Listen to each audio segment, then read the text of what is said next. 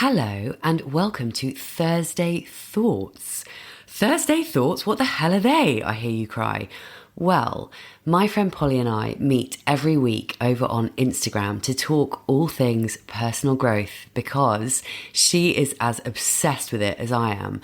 And we decided that we might as well put those conversations out as a weekly podcast. So now you can listen to us chat here on Apple Podcasts or Spotify or wherever you listen to podcasts.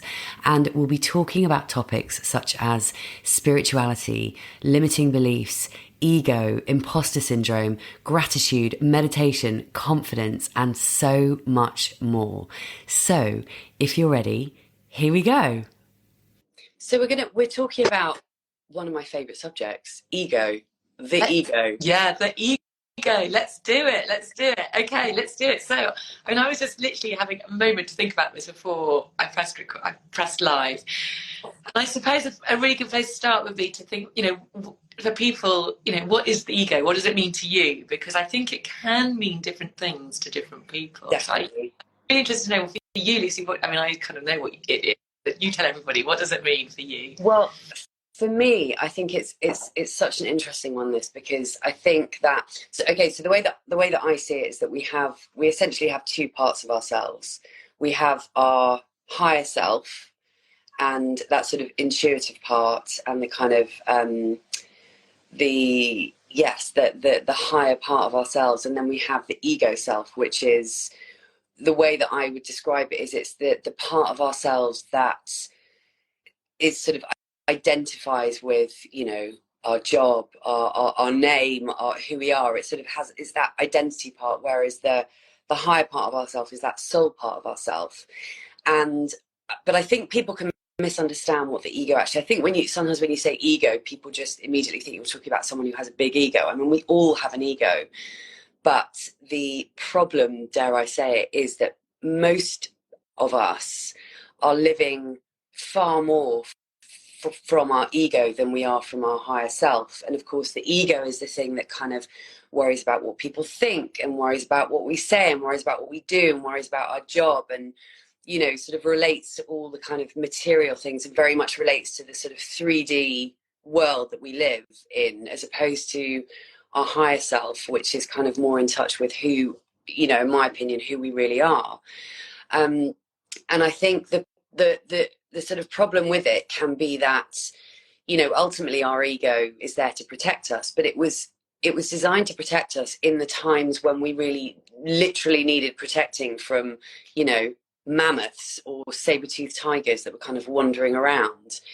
And of course, these days we don't need it in the same way. Obviously, we need our ego to protect ourselves, but we don't need it in the same way that we used to. But what we've ended up doing as we've sort of evolved is, the ego part of us is just there all the time when it doesn't really need to be. And so we're living from this place that essentially is stopping us from doing a lot of the things that we might otherwise do if we weren't coming from that place. So I really try as much as I can to sort of set down my ego and make decisions not from a place of ego, because if you're making decisions and you're living your life from a place of the ego, then you're not necessarily being true to who you actually are. Does that make sense? I don't feel like that was a very good explanation. Yeah, I thought that was a really good. It made total sense.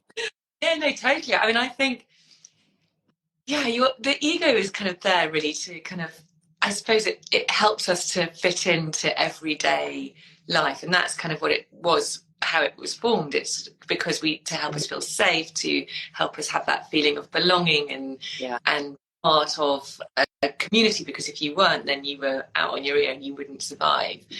So, all of those things which our ego brings with it, that sense of needing to fit in, worrying what people think, is all part of that sort of trying to keep us safe. Yeah. But in today's society, in today's world, actually what it tends to do is it really stops us from, flourishing into, and just being our true selves. And we all have it, and it's impossible to live without it because it is there. But it's about becoming conscious of it and being conscious that it is there, because only when you become conscious can you then recognize when it is stopping you from doing some of the things that you want to do. I mean, for me personally, as a child, I just wanted to play small the entire time, and it's hard, isn't it, to pinpoint where it all began. It's very difficult because I think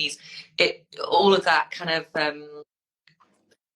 all those sort of insecurities of kind of form at a point in life when you're probably not, you're not conscious of what happened. Yeah. I do believe it's only when you really become aware of it is when you can actually put it aside and go, okay, that's not really who I am.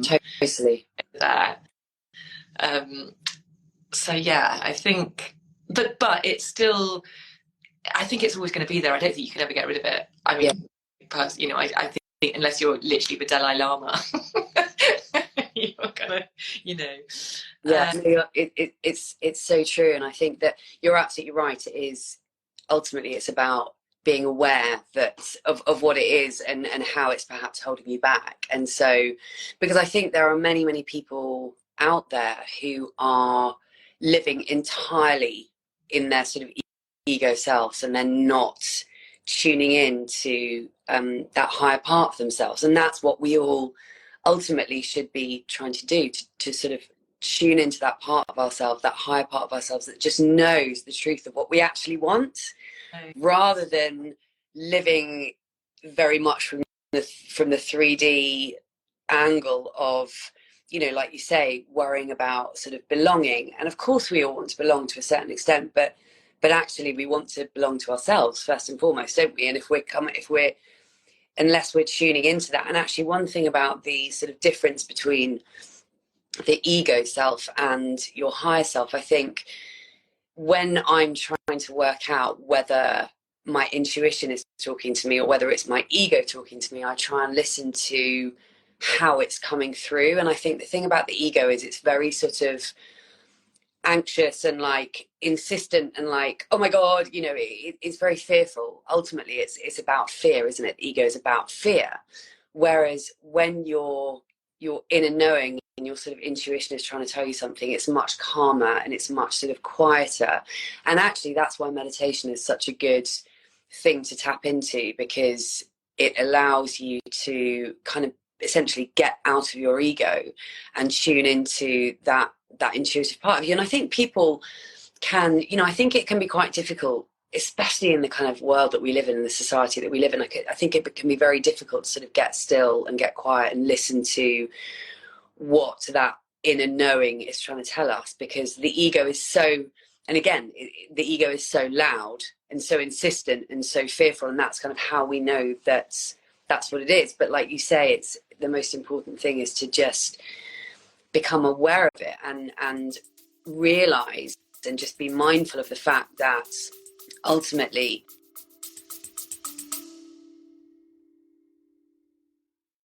A very quick break to ask you to hit the follow or subscribe button if you haven't already. And if you're enjoying this episode, I'd be super grateful if you could hit those stars and rate it too. Thank you. We shouldn't necessarily always listen to our ego, because it's not coming from a place of truth about who we really are. It's coming from a place of fear. It's trying to protect us. It's worrying about what everyone else is thinking. It's worrying about fitting in. It's worrying about kind of quote unquote doing the right thing or saying the right thing or being the right thing. So it's so true. And it means your actions are, you're being driven by that fear, rather than the action being coming from a place of inspiration, of actual kind of willingness and excitement. And I think so many of us, you can be successful, whatever that means, if you're talking about that in terms of monetary or whatever, by being driven by fear, but the pathway to get there is miserable. It's not very much fun. When you can do it from a place of, it's a place of inspiration, a place of love, and trying not from ego, then it's going to be such a more pleasant and enjoyable pathway. And I think you're so right. It's the fear, isn't it? It's that constant validation, seeking that external validation of others, and it not being enough from just coming from within yourself, you know. So. It's so true. I mean, I couldn't agree more. And actually, what we need to try and do, I think, is to get to a point, and you know, this is kind of going on to the whole sort of self-love thing, which is that we need to be able to get to a point where we love ourselves. That's such a kind of cheesy expression, well, that we love ourselves enough, but it's true that we need to be able to love ourselves and trust ourselves enough to be able to get that, to not require that external validation, because again, that's what the ego wants. It requires external validation, but we need to be able to validate ourselves. And actually, that's something that I've learned so much, or tried to implement so much over the last few years, is to get to a place where I feel so sort of sound within myself that I know that if I'm okay with me, then I'm okay. And actually, and whilst the opinions of others of course matter, and what people say, and you know, people who perhaps don't necessarily relate to these kinds of conversations that we're having, it can be incredibly difficult. I mean, I know that, you know, not everybody in my life relates to this kind of stuff. I mean, most people probably don't, and probably think that when I'm talking about this kind of stuff, they're like, oh my God, you know, she's gone off on one about all this kind of spirituality crap. But actually, I think it's largely about staying firm and steady, because that's what I believe to be true. And if you can stay in that rather than, and I think the thing about the ego is it will do everything it can possibly do to try and stop you from doing something that feels unsafe. In other words, if you're doing something that's going to make you look like a bit of a dick, or it's going to make you feel a bit stupid, it's going to be screaming at you to, Lucy, don't do it. And I mean, I've done so many things over the past couple of years that my ego has been screaming at me to not do it, because the ego part of me is going, oh my God, I'm just gonna, you know, it's gonna be really embarrassing, or someone's gonna think I'm this, or someone's gonna think I'm that. And it's just getting to a point where you're so sort of steadfast in your own kind of inner knowing, and in who you are, that you can lay it down and you can just set it aside. But like you say, the ego is always going to be there. It's just how much we're allowing it to control us, right? Feels so freaking uncomfortable, but it's when your ego is just saying, don't do that. Oh my God, you're such an idiot. What are people going to think? And, you know, I mean, for me, kind of no more so than on Instagram and putting out a post or doing something ridiculous. And I'm just like, what? Oh my God. And then actually, it's courage again, isn't it? Sometimes it's just like, you've got to get over that ego part of you and just press the button and just do it. And it really kind of comes across as that self-doubt, constantly doubting, oh my God, is this okay? Because you're thinking about everybody else rather than actually, you just got to come back to yourself and go, no, I believe in what I'm doing. This is coming, if you question, this is coming from me, this is from the right place, and be steadfast, which is hard because there are so many factors at play saying to you, you know, really, is this really what you should be doing? Are you going to fit in? Are you going to, you know, is everyone going to kind of look at you and think, oh my God, what's she doing? But actually, you know, in true honesty, no one really, really cares. And we just got to be steadfast enough to just do it anyway, and really believe in ourselves. So yeah, I think it's taking those steps, as you say, towards that whole self-love. It's a constant practice. It's a becoming, you know, it's peeling off all those layers of who you're not and all of what society has kind of told you to be. And it is a process. And I look at my kids now and I'm already like, gosh, I can see that they're already taking on some of those layers. And it's like, God, I've got to just be true to yourself, be yourself, because ultimately you are in there. It's not like becoming someone new. It's the fact that you are in there. It's almost like taking off the layers to reveal who you really are. And that's why I don't believe this whole, like, you can be someone else. It's not just be yourself. Yeah. Unbecoming. That is so true. I love that, because it's so bang on the money, because, and like you just mentioned your kids, and actually, until the age of about 7 or 8, our ego is not running the show. It's only as we get older and we start to have those beliefs put upon us, and society starts to, people's opinions start to affect us. Before that, we're completely pure, and we're living in, like a 3-year-old is not living from its ego. It's living from its high, literally its higher self, its soul self, because it doesn't give a shit, because it hasn't, and like you say, it hasn't yet had all of those layers put upon it, because that's what happens to all of us as we grow up, and as we kind of reach sort of 8, 9, 10, 11, when we start sort of thinking, oh god, and we start worrying about what people think.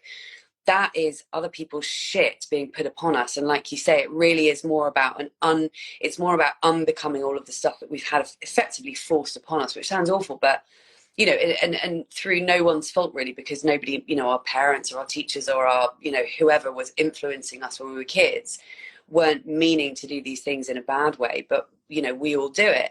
But it is about learning to just peel back the layers to reveal who you really are. But of course, that journey, as you and I both know, is really fucking hard, because you're constantly up against resistance from the people in your life who are going, well, what are you on about? What are you doing? Or what do you mean you're a coach? Or what do you mean you're, like, you started a podcast, you were talking about this, it's bloody hard work. But I think, for me anyway, it all comes back down to, if I'm having those moments of doubts, I always I remind myself of my why, because you have to have such a bloody big why. And my why is knowing the way that I want to live my life. My why is, I do not want to go back to a 9-to-5 job and suck up a life that I'm not particularly happy with. So therefore I'm having to go through, using the word courage again, like you did just now, I'm having to find that courage to put aside my ego, to do the things that do feel scary. And there's one part of my brain that's going, fucking hell, what are you doing, you complete loser, weirdo? And then there's the other part of me going, I know this is right, I know this is right, I know this feels right for me, and I'm just going to keep going and just keep going and just keep going. And I suppose you get better and better and better, don't you, at sort of just putting it aside and just sort of saying to your ego, you're not going to run the show, you are not running the show, and I will listen when I needs to listen. If there is something, like, I'm not going to walk out in front of a train, I'll let you protect me then. But aside from that, and also I remind myself that all of us, whether we know it or not, all of us have that higher part of us. It's just that some people are way more tuned into it than others, and the majority of people are not very tuned into it, so they're living 99% from their ego. But we all have that. All of us have that inner voice going, there's more for me, or whatever it's saying. But all of us, I really truly believe that, because we're all souls. We're all souls having a human experience, and therefore we all have that part inside of us that is kind of silently going, but Lucy, you should be doing that, not that. And it's just that I think most of us are we repress that side of ourselves, and we buy into society and societal norms, and we buy into what our ego's telling us. There's somebody coming into your room. Got at the moment, so but I thought they were all still asleep, so they're all on holidays. Oh. Actually, one of them isn't. He's about to go and do something. So yeah. Anyway, I don't even know what my kids are doing. I mean,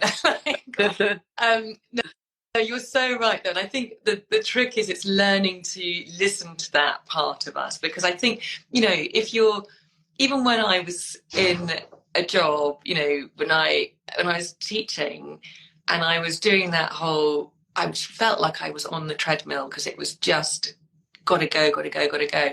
And as much as I did enjoy parts of it, I just had that constant niggle. I don't want to be doing this. This isn't making me happy. There's got to be more to life than this. I need some freedom. This isn't it. And I think you're so right. It's so easy just to repress that, to think, well, this is what I'm trained in. This is what I've always done. I've got to bring in the money. And so you just keep on going. You keep on going. And it takes real blooming courage to actually go, this isn't the right path for me, or something's got to change. And it's difficult, but it's totally possible to do. And I think that's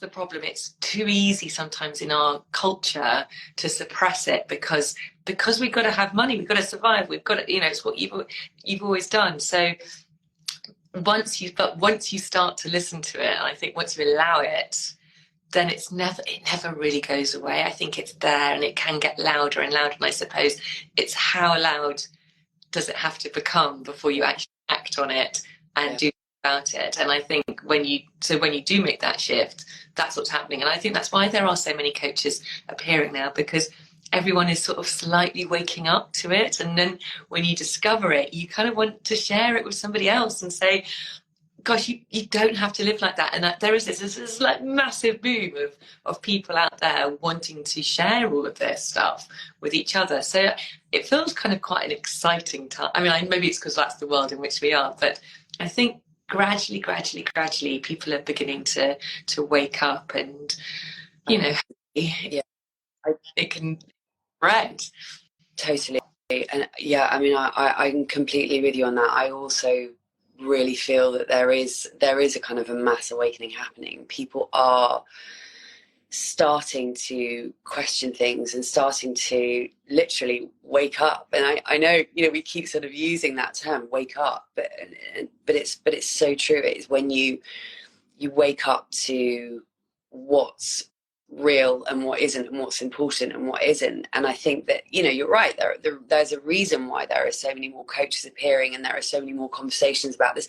And also, I mean, actually, one thing I was so pleased about this, because speaking of my niece, who was, I don't know whether she's still on, but she came on at the beginning. But my niece, I've got 3 nephews and a niece, and my niece and one of my nephews, they had a talk at school the other day. They had somebody come in to talk about meditation, and I was like, oh my God, this is progress. And it's funny because one of my nephews, I won't name which one, he knows who he is and he won't be watching this anyway, but him and I kind of come to blows a bit, because when I sort of start having these kinds of conversations with the kids, they're sort of slightly rolling their eyes, like, oh my God, Auntie Lou's gone mad. But it really, I was so pleased when I realised that even their school is bringing somebody in to talk about meditation and mindfulness and all of that stuff, because it just goes to show that there is so much more in it than a lot of people realise. But people are beginning to realise, and people are beginning to implement these kinds of practices, because clearly people are reaping the frickin' benefits. So it's catching on. It's as simple as that. One of my kids had a whole term of meditation classes and stuff, so it's amazing. But then because it's not normal, I was like, oh my God, that's amazing. But he kind of slightly dismissed it. But having said that, he still had to sit through those lessons, and so it was somewhere in his mind. I'm delighted that it would have gone in. And they see me meditation, they know that that's what I do. I kind of go, don't disturb me, I'm going to go and meditate. So it's I think it's I think it's amazing if more and more these practices can go with younger people. And I don't know, I mean, it's difficult for them though, because they do see it in the context of the wider world as something not massively normal, but hopefully that's changing. And also it's particularly hard for teenagers. I mean, I look back to when I was a teenager, and I cared so much about what other people think, because that's what it means to be a teenager. It's that awful time where you really, really, really care. And I think it's incredibly difficult for teenagers to be able to kind of rise above all of that. I mean, that I think that's pretty unusual. And the teenager that does manage to rise above all that probably comes from a family that has been drilling it into them from a very young age. But I think your kind of average teenager probably finds it very, very difficult to separate themselves from the ego part of themselves. I mean, I think it's dare I say, something that comes when you're a bit older. You become more equipped just from having, lived for, a bit more of a life, and sort of realizing whatever, and just that, there are certain things that only come with just years on the planet, aren't there? But I think, I suppose, in sort of summing up what we're saying, really, is just the first step. As with everything, we always say this: the first step is always awareness.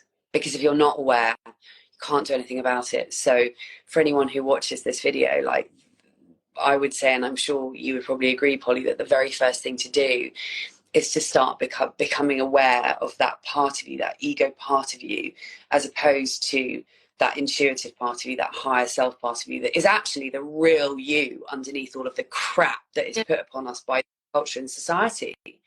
I think if you are feeling, when you feel those feelings of self-doubt, of anxiety, of worry about, how am I fitting into the world? What's everyone going to think of me? It's about really being able to take a step back and go, actually, where's that coming from? Is any of that actually true? Those stories which I'm telling myself, or is that my ego worrying about it rather than actually me? And it can be hard to distinguish between the two, but it is very, very possible. So yeah, I think that really is the first part, is just being conscious of when you're getting those sort of difficult feelings, and being able to actually really question it.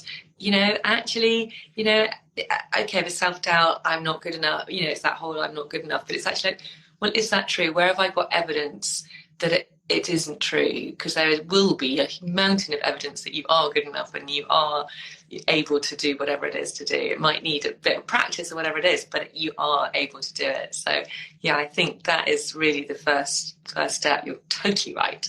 And also, one other thing that's just come to mind is the fact that it's worth remembering when you're when your ego is going, oh my God, but what's that person going to think? And am I going to look really stupid? I think the thing to remember, because we all have that, but the thing to remember is that we also all have that higher part of ourselves. So even people who are very much guided by their ego and who are very much not in touch with their higher self, those people still have a higher self. So I think underneath it, and also sometimes, take, for example, us doing podcasts, which is something that's put both of us out of our comfort zones big time.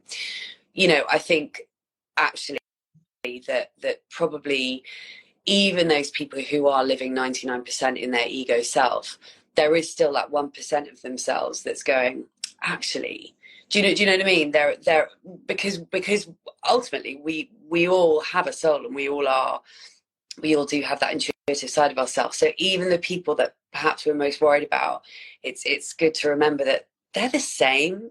They're the same. So they also have that kind of little voice inside of themselves that knows the sort of truth. I think everybody fundamentally knows. It's just whether you're tapped into that or not.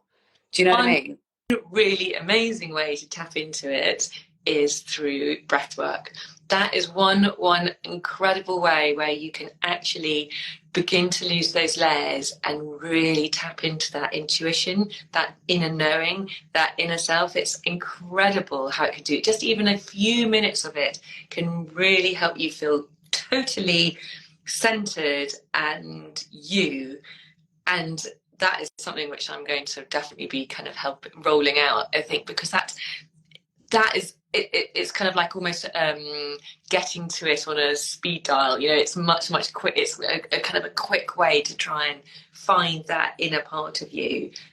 So yes, I think that's a good, that speeds the process up a little bit. Yeah. And speaking of breath work, we have got to organise you coming on and doing a session for my membership. Well, Lucy, I have.